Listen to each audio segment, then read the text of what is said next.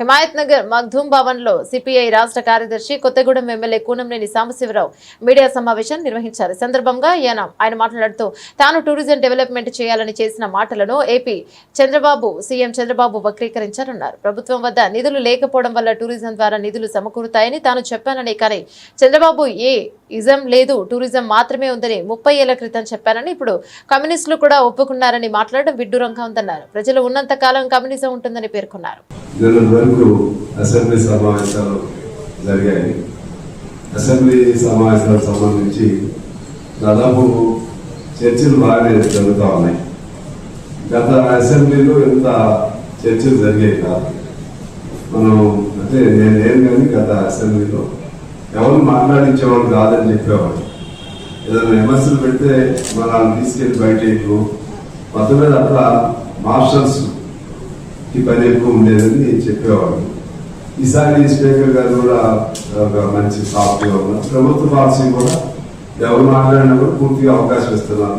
ఏదైనా కాంట్రవర్సీ వచ్చినప్పుడు తప్పితే ఆ విధంగా అసెంబ్లీకి సంబంధించి బాగా కాన్ఫిడెన్షియల్గా డిస్కషన్ జరిగింది. సిపిఐగా నేను నా పాత్ర నాకు అవకాశం కల్పించారు. పేద ప్రజలందరి తరఫున మాట్లాడటానికి ఒక అవకాశం జరిగింది. ముఖ్యంగా ఈ బడ్జెట్కి సంబంధించి అసలు బడ్జెట్లు రూపకల్పనే పేదలందరికీ అనుకూలమైన బడ్జెట్ కాదు. అది ఏ ప్రభుత్వం చేసినా అదే చేస్తుంది. నేను కూడా చెప్పి మరలా చెప్తున్నాను. దాదాపు ఏ ప్రభుత్వం, ఈ ప్రభుత్వం కూడా రైతులు లేకపోతే ఇంకా ఇరిగేషను ఇట్లా ఒక 5-6 అంశాలు ప్రాధాన్యత తీసుకుని దాని చుట్టే తిరుగుతూ ఉంటారు.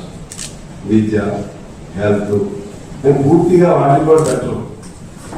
విద్యా హెల్త్ ఉందనుకోండి, విద్యారంగానికి సంబంధించి కనీసం 15-16% అనుకుంటున్నాం బడ్జెట్. వీళ్ళు పెట్టేది 7.5%, ఇప్పుడు 8%. హెల్త్ కూడా అదే బాధ, అది పెట్టరు. కానీ ఈ ఉన్న లిమిటెడ్ డబ్బులన్నీ దీని చుట్టే తిరుగుతూ ఉంటాయి. కొన్ని రంగాలు, కొన్ని సెక్టార్లు. ఆ విధంగా సరే డబ్బు ప్రాబ్లం అనేది వచ్చింది. ఆ డబ్బు అంటే అప్పులు చేస్తారు. అప్పులు విపరీతంగా అయిపోయింది. ఈ అప్పులు లేనప్పుడు ఏం చేయాలి, ఉన్నదాల్లోనే సర్దుకోవాలనేది వీళ్ళ ఆలోచన. అయితే హామీలు ఎక్కువ ఇవ్వడంతో ప్రాబ్లం అవుతుంది. అప్పుడు ఎవరు ఊహించని ప్రభుత్వంలో 8 లక్షల కోట్లు దాటింది. నిన్న చర్చ జరిగింది. మేము అన్ని చేయలేదని అంటారు హరీష్ రావు గారు. దాంట్లో అన్ని చేయలేదంటే ఏంటంటే ఎఫ్ఆర్పిఎం పరిధిలో వచ్చే వాటిని అప్పుల కింద లెక్కేస్తున్నారు.